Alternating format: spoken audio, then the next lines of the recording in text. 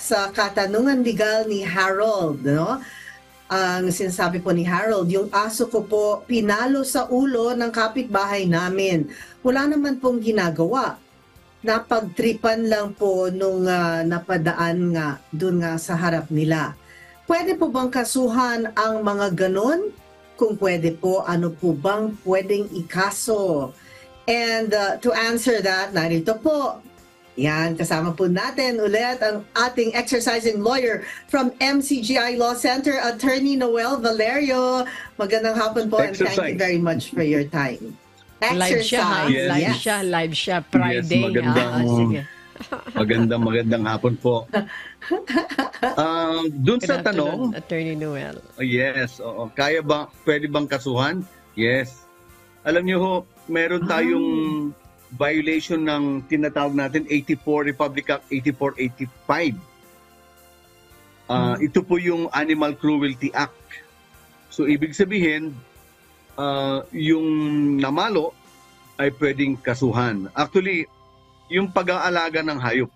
Alam nyo, yung kanina, habang pinapanood ko, natawa ako dun sa sinabi ng may-ari ng hayop eh. Sinabi niya, hayop talaga yung namalo na yan ah. Sabi niya, so, ibig sabihin, hayop din pala yung tao.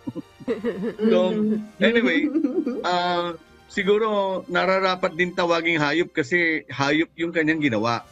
Masama ho at mahirap yung mang-abuso, mamalo, hindi magpakain ha, maski yung hindi mo pakakainin yung hayop mo, aso mo, may corresponding penalty. In fact, ang batas malinaw ang sinasakop nito. May-ari ka ng aso o hayop o hindi ka may-ari, pwede kang maging liable. Pag hindi ka may-ari, pinalo mo, sinaktan mo, hindi ka may-ari, pwede kang kasuhan. Kung ikaw naman ang may-ari pero hindi tama ang pag-aaruga mo at may nakakita, hindi mo pinapakain, kung kailangan bigyan ng medicine, hindi mo pinamemedicine, pinadodoktor, pwede ka rin kasuhan under the law. So yun po yung batas ho natin ngayon. It's all-encompassing and it covers both the owner and a stranger. So pwede kang, dito sa example, no, na yung sa katanungan, makakasuhan ba yung tao na parang hayop na namalo ng hayop ko, sabi niya, po pwedeng kasuhan. Ang penalty ho niyan, malaki. May fine ho na 30,000 to 100,000 pesos, no? And then ang imprisonment hanggang 6 months. So, ang hirap po nun, pero hindi mo lang nagustuhan yung itsura ng hayop eh.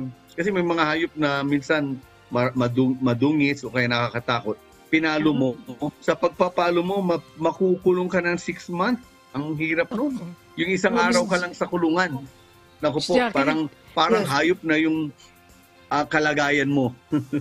Alam mo, Attorney Noel, thank you so much. Alam mo, dun sa ating mga kababayan na nakikinig at nanonood, meron kayong matututunan dito. Hindi pala po pwede. Na magmaltrato ka doon sa mga sa mga hayop. Yung maltrato na sinasabi natin, yung hindi ka magpakain, mayroon kasi Miss Jackie, iiwanan yung aso nila kapag Saturday, Sunday, iiwanan. Pagkatapos, paano yun? Hindi iinom ng tubig yung aso, hindi ka kakain. Makikita mo yung aso, lupay-pay na. So, ibig sabihin, Attorney, kung nakita mo yun, pwede kang magsumbong. Kung halimbawa, sa barangay. Sa barangay. Ayan, kita nyo ha. May appropriate agency ho yan. No? In fact, under the law, required ang barangay na magkaroon sila ng sarili nilang parang kulungan kung saan, halimbawa, may stray na mga hayop, doon ilalagay, and then aalagahan, and then ipapa-adapt. Meron na nga ho ngayong dito sa Quezon City, may isang malaking institution na gusto mag-adapt ng mga aso, pwede ho.